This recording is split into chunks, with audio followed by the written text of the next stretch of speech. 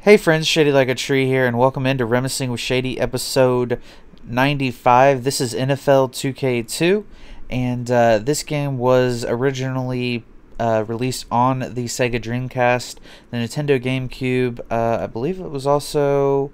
I'm sorry, excuse me, it was not on GameCube. It was PS2 and Xbox and Dreamcast only. It was released on September 19th, 2001. Randy Moss was the cover athlete.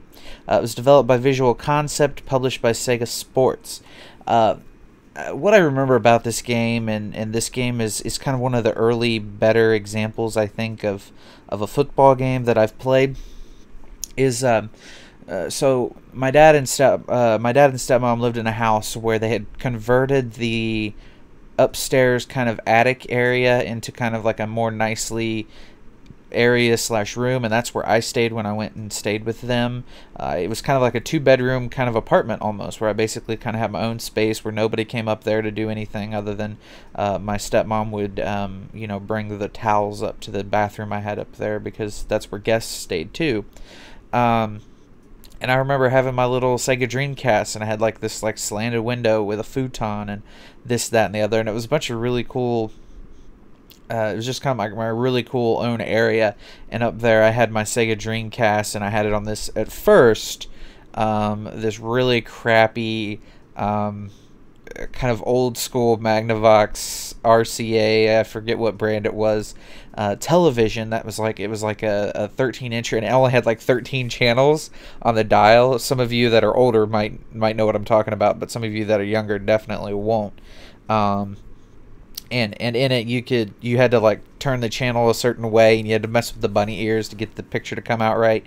But I only had it, and I had this adapter to hook up my Dreamcast and my PlayStation. And that's some of my early fond gaming memories. Was I also had a PlayStation and a Dreamcast on that, and I'd have to switch the wires back and forth, and this is when graphics look like they do in this game. I mean, these are pretty good for the time period, all things considered. You know, just a couple years before this, we had, you know, the PlayStation 1 and the what is it, 16-bit graphics, I do believe. But anyway, what you guys are seeing is a created team, the Columbus Barracudas, I believe is what I've named them, or beaten up on New England because I hate New England.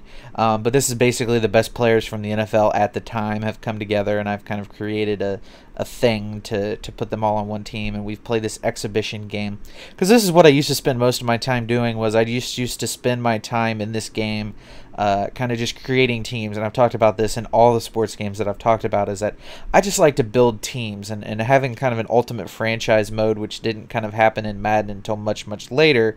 I kind of had to work around that. So I would build teams where I would build the crappiest team, import it into franchise mode, and then try to get draft picks, or I'd only give myself like 2 good players and everyone else had to be below a 70 or what have you. And so I would try to like build teams around certain young players and whatnot. But it was a lot of fun back then to play the way I did, and kind of, you know, play with the customized way. And you know, you could do all sorts of interesting, different, and fun things in the early NFL 2K franchises. In the description, I'll try to remember to put the link to an earlier Reminiscing with Shady I did about NFL 2K5. I kind of talk about that game and the historical kind of prevalence of this game, or of this franchise, I should say. I did want to say that you know, Dreamcast was kind of a short-lived console. This was kind of the premier sport game for that console. I did not purchase a Dreamcast because I didn't think it was worth it, because really there weren't too many games that came out for that. I've talked about Crazy Taxi and Reminiscing with Shady a little bit, and about how I had that game also, and then I had a couple Sonic games on it. I really liked the Sega Dreamcast, but it was just kind of limited, because I feel like to me, I didn't play a lot of games back then that I play now. I was mostly sports games and kind of driving games.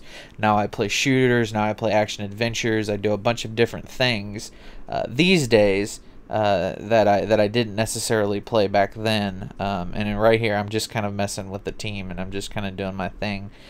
trying to just run out the clock as quickly as I possibly can because we're up by a crap load of points. But the NFL 2K franchise, you know, kind of going back and kind of reviewing it as a whole, it's a fun franchise. It's got really great graphics, I think, and generally the games were cheaper than Madden. I know that NFL 2K5 scared the crap out of EA, as it were, and I talked about that in that video because it was $19.99 versus the $49.99. I believe it was like less than half the price of Madden, you know, Madden 2005 that year. Also, you know, NFL 2K kind of later had All Pro Football, which was kind of a different format. It featured some retired pros at the time, I do believe, and it had 24 teams that were grouped as 6 divisions of 4 each teams. Former NFL players appeared in the game. It was a fictional league called All Pro Football. I do believe, if I'm not mistaken, that this was not the direct inspiration, but a carnation of this was the inspiration for the Blitz. The Blitz offshoot. It was kind of a half model between this and NFL Blitz. So I think it's called like NFL Backbreaker or something like that.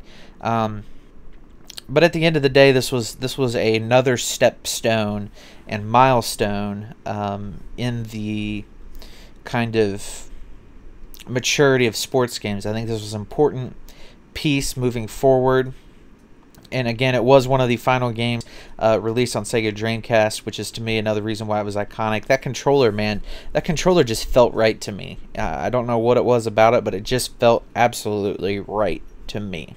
And it was that feeling of it just being right, and then kind of the smoothness of the players and the smoothness of the controls that really kind of made me come to enjoy this game and really come to enjoy my time playing with this game. It's that user experience that I don't think the other early platform consoles, I should say, had at the time. I don't think PlayStation 1 certainly wasn't that capable, and I think Xbox One, the very first Xbox, the original Xbox or whatever you're calling it,